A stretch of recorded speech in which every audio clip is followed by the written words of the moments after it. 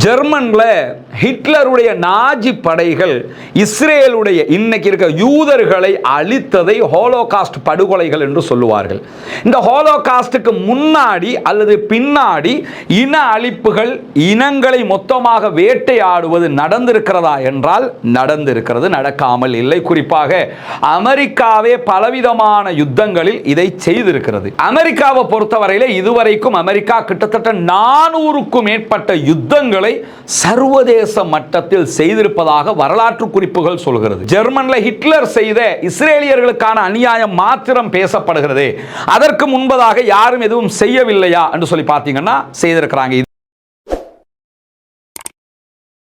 அன்பிற்கினிய சகோதர சகோதரிகளே, நம் அனைவர் மீதும் ஏக இறைவனுடைய அமைதியும் கருணையும் உண்டாகட்டுமாக என்கிற உயரிய பிரார்த்தனைகளோடு இன்றைக்கு இந்த வீடியோவில் ஒரு முக்கியமான விவரத்தை நம்ம தெரிந்து கொள்ள இருக்கிறோம். அது என்ன விவகாரம், அது என்ன விவரம் என்று சொல்லி பார்த்தீங்கன்னு சொன்னால், நமக்கெல்லாம் தெரியும் காசா பகுதிகளில் கடந்த 22 மாதங்களுக்கு மேலாக ஒரு பாரிய இனப்படுகொலை நடைபெற்று வருகிறது. கிட்டத்தட்ட 75,000க்கு மேற்பட்டவர்கள் கொல்லப்பட்டிருக்கிறார்கள், ஷஹீதாகி இருக்கிறார்கள். 1,40,000க்கு மேற்பட்டவர்கள் படுகாயம் அடைந்திருக்கிறார்கள். முழு நாடுமே அழிக்கப்பட்டிருக்கிறது. பார்ப்பவர்களுடைய கண்களில் இரத்த கண்ணீர் வருகிற அளவுக்கு காசாவினுடைய நிலை அகோரமாக மாறி இருக்கிறது. அங்கே இடிபாடுகளில் சிக்காத எந்த கட்டிடங்களும் இல்லை, அழிவுக்குள்ளாகாத எந்த பகுதிகளும் இல்லை, எந்த ஒரு கட்டிடமும் உடைக்கப்படாத நிலையில் இல்லாத ஒரு காட்சியை நம்ம காசாவில் பார்க்க முடிகிற அதே நேரம் முழு காசாவும் பட்டினியால் வாடிக்கொண்டிருக்கிறது. பட்டினி சாவை அடைந்து கொண்டிருக்கிறார்கள் காசாவினுடைய அப்பாவிகள். இந்த சூழல் தான் காசாவுக்குள்ளே இருக்கிறது.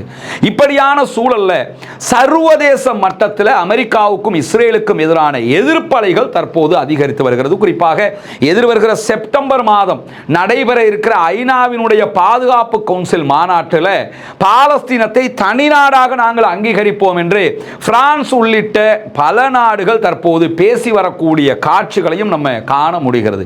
இப்படியான சூழல்ல இஸ்ரேலுக்குள்ள இருந்தே நம்ம அரசியல் ரீதியாக தோத்துட்டோம், ராணுவ ரீதியாக காசாவில் தோத்துட்டோம்.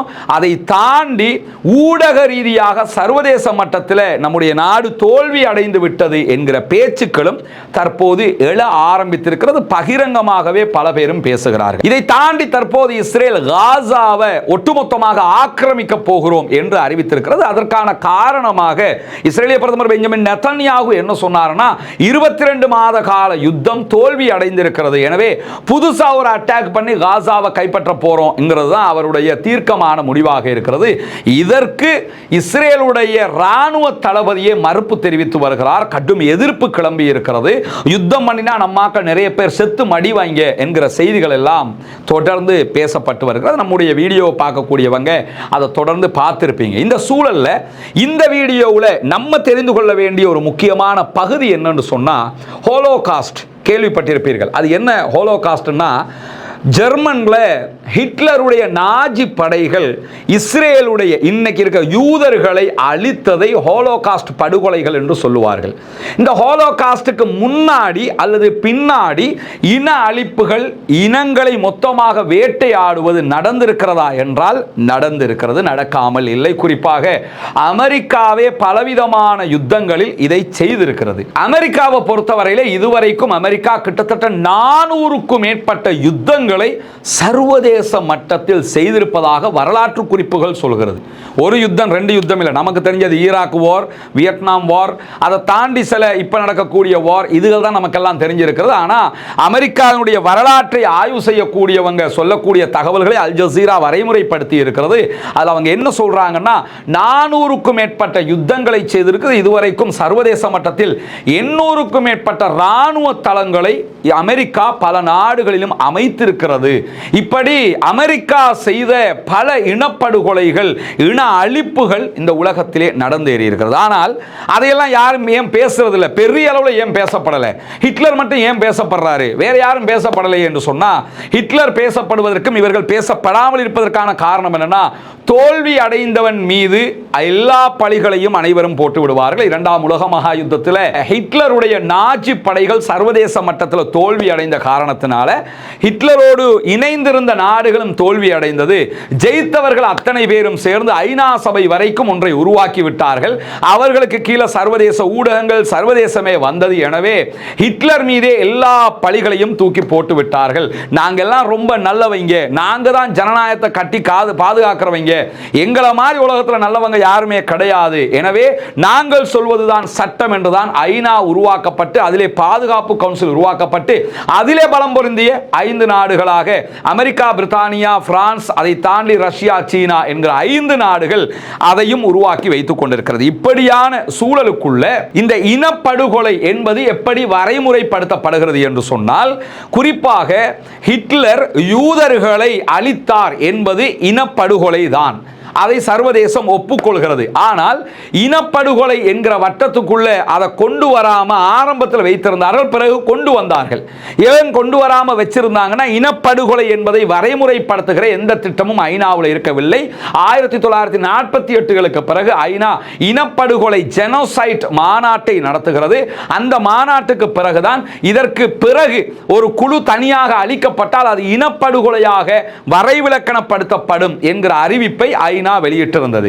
அதற்கு முன்பதாக நடைபெற்றவைகளும் இனப்படுகொலை தான் என்கிற வட்டத்துக்குள் ஐநா கொண்டு வந்தாலும் செய்தவர்களுக்கு தண்டனை கொடுப்பதற்கு முனையவில்லை. ஏன்னா இப்பதான் சட்டத்தை உருவாக்குறோம், இதுக்கு முன்னாடி நடந்ததுக்கு தண்டனை கொடுக்க முடியாது என்று சொன்னார்கள். ஆனால் ஜெர்மனுடைய அதிகாரிகள் மீது தனித்தனியாக பல தண்டனைகள் கொடுக்கப்பட்டது. அது வரலாற்று ஆவணம், அதிலே மாற்று கருத்தில்லை. இப்படியான சூழல்ல உலகத்திலேயே ஹோலோகாஸ்ட் மாத்திரம், அதாவது ஜெர்மன்ல ஹிட்லர் செய்த இஸ்ரேலியர்களுக்கான அநியாயம் மாத்திரம் பேசப்படுகிறது, அதற்கு முன்பதாக யாரும் எதுவும் செய்யவில்லையா என்று சொல்லி பார்த்தீங்கன்னா செய்திருக்கிறாங்க. இதே ஜெர்மன் பொஸ்னியா மேல இன அழிப்பு யுத்தத்தை மேற்கொண்டிருக்கிறது.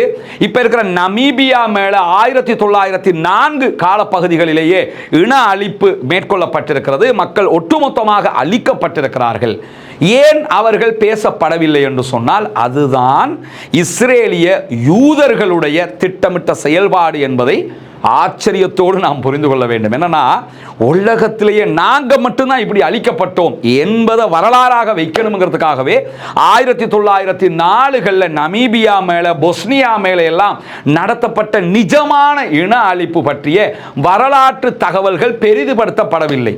ஆமா, அழிக்கப்பட்டாங்கிறதோடு நிற்குதே தவிர பெரிதுபடுத்தப்படவில்லை. ஏன் பெரிதுபடுத்தப்படலைன்னா, வரலாற்றை எழுதியவர்கள் திட்டமிட்டு, குறிப்பாக யூத வரலாற்று ஆசிரியர்கள், இந்த ஹோலோகாஸ்ட் எப்பொழுதும் பேரோட நிற்கணும், எங்களுக்கு நடந்ததுதான் உலகத்தில் மிகப்பெரிய அநியாயம் என்பதை சர்வதேசம் ஒப்புக்கொள்ள வேண்டும், வேறு எந்த அநியாயமும் பக்கத்தில் வந்துடக்கூடாது என்பதில் மிக கவனமாக இருந்தார்கள். குறிப்பாக போலந்தை சேர்ந்த யூத வழக்கறிஞர் ரஃபேல் லெம்கின் என்கிறவர் தான் 1944 காலப்பகுதிகளில் இந்த ஜெனோசைட் என்கிற ஒரு வார்த்தையை உருவாக்குகிறார். இன்றைக்கு இனப்படுகொலை, ஒரு இனமே அழிக்கப்பட்டால் இனப்படுகொலை சொல்றோமா இல்லையா, இந்த வார்த்தை அவர் தான் உருவாக்குறாரு. இந்த வார்த்தைக்கு பிறகுதான் அந்த இன அழிப்பு இனப்படுகொலை மாநாடு 1948களில் ஐநாவால் நடத்தவும் படுகிறது. எனவே இந்த வார்த்தையை உருவாக்கியதும் ஒரு போலந்தை சேர்ந்த யூத வழக்கறிஞர்.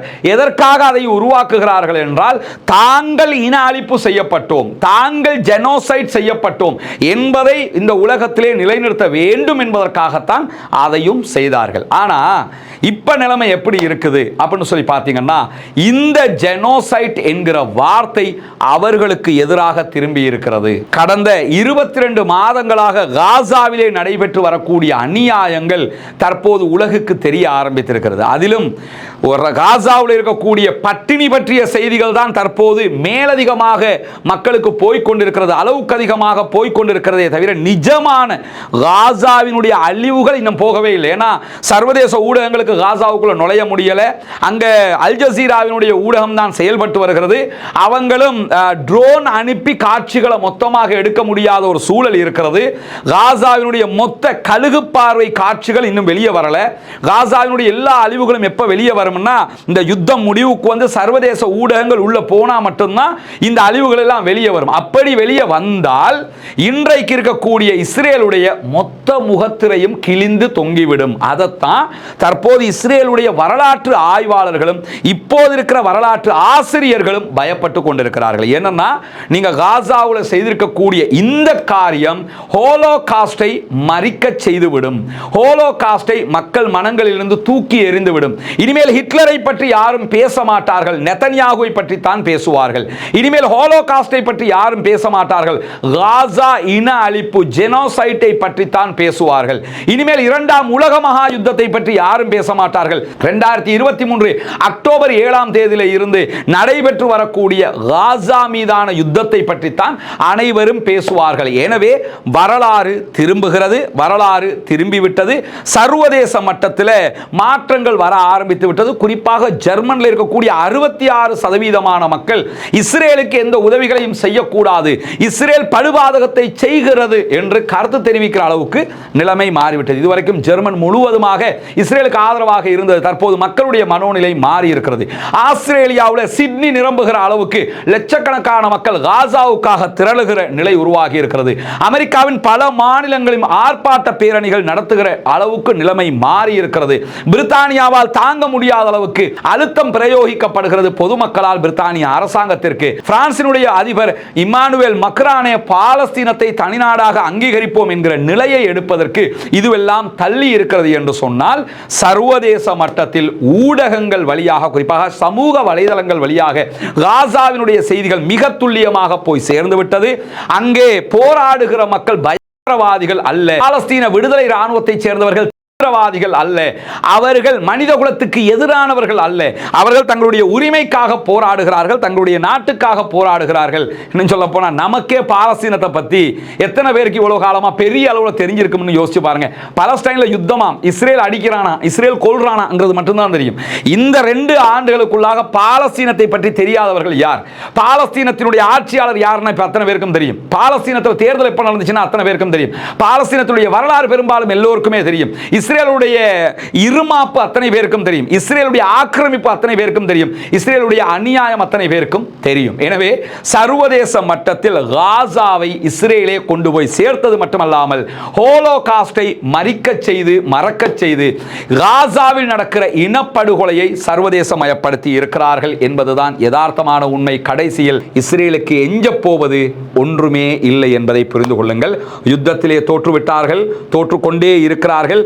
தோல்வி அடைந்து விட்டோம் என்று பகிரங்கமாக பிரதமரை அறிவித்துவிட்டு புதிய தாக்குதலை ஆரம்பிக்கிறோம் என்று சொல்லி இருக்கிறார். எனவே யுத்தம் படுதோல்வி அடைந்து விட்டது.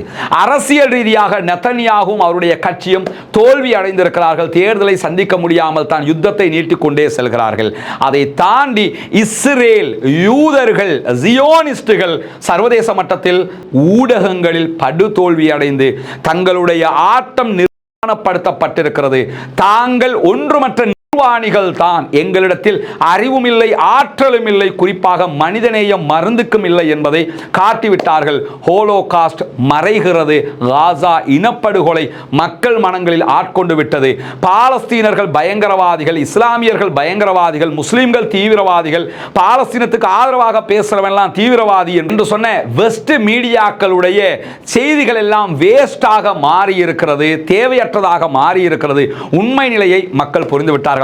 இந்த காலகட்டத்திலே நீங்க பாப்பீங்க, ஒரு 5 ஆண்டுகளுக்கு முன்பதாக ஊடகங்களை திறந்தாலே முஸ்லிம்னாலே பயங்கரவாதி, முஸ்லிம்னாலே தீவிரவாதி என்கிற நிலை மாறி தற்போது இஸ்ரேல்னாலே எப்படிப்பட்டவங்கிறத பேசுகிற நிலையாக மாறி இருப்பதை பார்க்க முடியும். அல்லாஹுக்கே புகழ் அனைத்தும். இந்த வீடியோவில் பேசப்பட்ட தகவல்கள் அனைத்தும் அல் ஜசீரா வெளியிட்டிருக்கக்கூடிய ஒரு சிறப்பு ஆக்கத்திலிருந்து எடுக்கப்பட்ட தகவல்கள் என்பதையும் நீங்கள் புரிந்து கொள்ளுங்கள். பாலஸ்தீனம் வெற்றி பெற வேண்டும், பாலஸ்தீனம் சுதந்திரம் அடைய வேண்டும், பாலஸ்தீன மக்களும் நம்மை போன்ற நிம்மதியானவர்களாக மாற வேண்டும், வாழ வேண்டும் என்கிற உயரிய பிரார்த்தனைகளோடு பாலஸ்தீன அப்பாவிகளுக்காக தொடர்ந்தும் பிரார்த்திக்கிறார். அதே நேரம் இஸ்ரேல் ஆக்கிரமிப்பு ராணுவத்திற்கு எதிராக குனூத்து நாசிலாவை ஓத மறந்து விடாதீர்கள். நண்பர்களே, தாய்மார்களே, பாலஸ்தீன மக்களுக்காக ஜனநாயக ரீதியாக தொடர்ந்தும் குரல் எழுப்புவோமாக. வாகிறது அவ்வானா அனில் அல்ஹம்துலில்லாஹி ரப்பில் ஆலமீன். 3வது வீடு நம்ம கையளிக்கிற சகோதரர் கரீம் அவங்களுக்கும் அவங்களோட மனைவிக்கு தான் நம்ம ஒப்படைக்கிறோம். வீடு பிடிச்சிருக்கா? உள்ள போய் பாத்தீங்களா? சந்தோஷமா?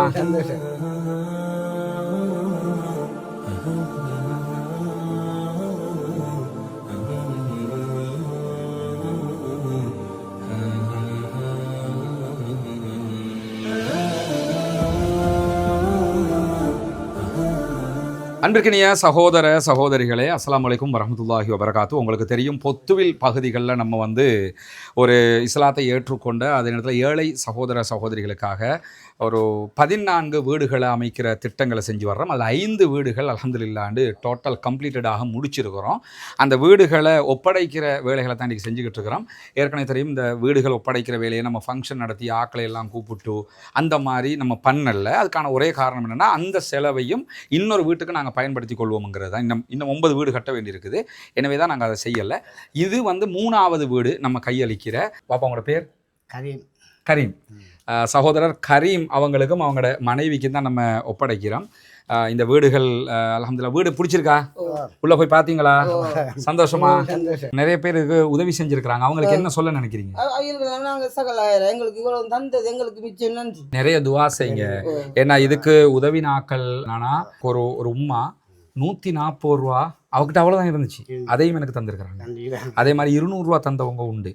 அதே மாதிரி ஒரு உம்மா, ஒரு விதவத்தாய், அவங்க எனக்கு 5000 ரூபா காசு அனுப்பிட்டு என் மொபைலில் இருக்குது, எனக்கு கையால் எழுதி ஃபோட்டோ பிடிச்சி அனுப்பியிருக்கிறாங்க. இந்த காசை மகன் சேர்த்துக்கொள்ளுங்க அப்படின்ட்டு. இப்படி ஒவ்வொரு சின்ன சின்ன அமௌண்ட்டுகளாக தான் சேர்த்துருக்கேன். என்னோட யூடியூப் சேனலில் காசாவில் பலஸ்தீனில் மக்களை கொள்கிறாங்க, அந்த செய்திகளை நம்ம அங்கே என்ன நடக்குதுன்றதை சொல்கிறோம். அதை பார்க்குற மக்கள் தான் அதில் நம்ம சொல்கிற இந்த தகவலையும் சேர்த்து இந்த உதவிகளை செய்கிறாங்க. அந்த அடிப்படையில் தான் இதெல்லாம் நம்ம செஞ்சுருக்கிறோம். அவங்களுக்காகவும் என்ன செய்யுங்கன்னு கேட்டால், நீங்கள் துஆ செய்யுங்க இன்ஷா அல்லாஹ். உங்களுக்கு திருப்தியாக இருக்குதானே வீடு? சரியா? சரி, அல்ஹம்துலில்லாஹ். இதுதான் நம்ம அடுத்து கட்ட இருக்கிற இடம். 4 வீடுகள் கிட்டத்தட்ட இவரில் கட்ட முடியும். இந்த வேலைகளும் நீங்கள் தருகிற உதவிகளை கொண்டு தான் நம்ம செய்ய இருக்கிறோம்ங்கிறதுனால நீங்கள் தான் இதற்கும் உதவ வேண்டும். அல்லாஹ் உங்களுக்கு அருள் புரிய வேண்டும். உங்கள்கிட்ட தான் நம்ம இதை கேட்க முடியும். காசாவில் நடக்கக்கூடிய அநியாயங்கள் தொடர்பான வீடியோக்களை பார்க்கக்கூடிய சகோதரர்கள் நீங்கள் தான் இதுக்காக அள்ளி அள்ளி தர்றீங்க. சிறு தொகையாக இருந்தாலும் உங்களால் முடிந்ததை நீங்கள் தர வேண்டும் என்று நம்ம கேட்டுக்கிட்டு இருக்கிறோம். சதகத்துல் ஜாரியாவாக ஜகாத்து பணத்தையும், ஜகாத்து பெறக்கூடிய 8 கூட்டத்தாரில் ஒரு கூட்டத்தார் முஅல்லஃபத்துல் குலூப், உள்ளங்கள் ஈர்க்கப்படுகிறவர்கள் என்று அல்லாஹு தாலா சொல்லி காட்டுகிறான். எனவே இந்த இஸ்லாத்தை ஏற்றுக்கொண்ட சகோதரர்களும் அதிலே ஒரு குரூப்பாக இருக்கிறதுனால உங்களுடைய ஜகாத்து நிதிகளையும் நீங்கள் தாராளமாக அதற்காக தர முடியும். இதில் மொத்தம் 4 வீடுகள் இந்த லேண்டுக்குள்ளே கட்ட முடியும். இந்த லேண்டும் நம்ம விலை கொடுத்து வாங்கியிருக்கிறோம் அல்ஹம்துலில்லாஹ்னு சொல்லி. ஏற்கனவே கட்டப்பட்ட ஒவ்வொரு வீடுகளும் 25 லட்சங்கள் சுமார் ஒவ்வொரு வீட்டுக்கு நம்ம செலவழிச்சிருக்கிறோம். முழுமையாக கம்ப்ளீட்டடாக ஒவ்வொரு வீட்டையும் நம்ம செஞ்சு கொடுத்துருக்கிறோம். அதே மாதிரி தான் இந்த இடத்துல 4 வீடுகள் கட்ட வேண்டி இருக்கிறது. எனவே இந்த வீட்டுக்கான உதவி ஒத்தாசைகளையும் வாரி வழங்குமாறு அன்பாக கேட்டுக்கொள்கிறோம். உங்களிடத்தில் மட்டும்தான் நாங்கள் கேட்டு வர முடியும். எனவே இந்த வீடியோக்களை பார்க்கிற சகோதரர்கள் இதற்கான உதவிகளை வாரி வழங்குங்கள். முன்னால் தெரிகிற நம்முடைய வங்கி கணக்கிலக்கத்திற்கு நீங்கள் உங்களால் முடிந்த உதவி தொகைகளை அனுப்பித்தர முடியும். அதே நேரத்தில் வெளிநாடுகளிலிருந்து பணம் அனுப்ப முடியாது இந்த அக்கௌண்ட்டுக்கு என்று சொல்லக்கூடியவங்க முன்னால் தெரிகிற என்னுடைய வாட்ஸ்அப் மற்றும் தொலைபேசி இலக்கத்தை தொடர்பு கொள்ளுங்கள். உங்களுக்கு அதற்குரிய வழிகாட்டுதல்களையும் நம்ம தருவதற்கு தயாராக இருக்கிறோம். வல்ல இறைவன் நம்முடைய அனைத்து பணிகளையும் புரிந்து கொள்ள வேண்டும். அந்த மக்கள் மகிழ்ச்சியாக அதை ஏற்றுக்கொண்ட காட்சிகளை நீங்கள் பார்த்துருப்பீங்க. எனவே தான் இந்த உதவியை நாங்கள் உங்களிடத்தில் கேட்குறோம். இந்த 4 வீடுகள் கட்டிட்டோம்னா மொத்தம் 9 வீடுகள் முடிஞ்சிடும். அதுக்கு பிறகு இன்னொரு 6 வீடு, இப்படி நம்மளால் முடிஞ்ச வரைக்கும் எத்தனை வருஷமானாலும் கட்டி கொடுக்கறது எவ்வளோதாங்கிற அடிப்படையில் தான் இதற்காக ஓடிக்கொண்டிருக்கோம். ஒன்று புரிஞ்சுக்கிறேங்க, நான் இருக்கிறது பொத்துவில்லை இப்போ, ஆனால் நான் உண்மையிலே என்னுடைய வசிப்பிடம் கொழும்பு. இந்த பணிகளை மேற்பார்வையிடுவதற்காக மாதத்தில் குறைஞ்சது 3 தடவையாவது நான் பொத்துவிலுக்கு வந்து போய்கிட்டு இருக்கிறேன். இங்கே சகோதரர் ஃபௌமி பொறுப்பாக இருந்து செஞ்சுக்கிட்டு இருக்கிறாரு. கிட்டத்தட்ட கொழும்புல இருந்து வர்றதுக்கு 7 மணி நேரம் பிடிக்கும், திரும்ப போகிறதுக்கு 7 மணி நேரம் பிடிக்கும். இந்த நேரங்களையும் செலவு செய்து தான் நான் இதுக்காக வர்றேன். ஏன்னா நீங்கள் தருகிற பணம் சரியாக போய் சேரணுங்கிறதுக்காக வல்ல ரஹ்மான் நம்முடைய பணிகளை ஏற்றுக்கொள்வானாக. அல்லாஹ்விடத்தில் நிறைய பிரார்த்தனை செய்யுங்கள். எனக்காகவும் பிரார்த்தனை செய்யுங்கள். பாலஸ்தீனம் வெற்றி பெற வேண்டும் என்றும் பிரார்த்தனை செய்யுங்கள். அஸ்ஸலாமு அலைக்கும் வரஹ்மத்துல்லாஹி வபரகாத்துஹு.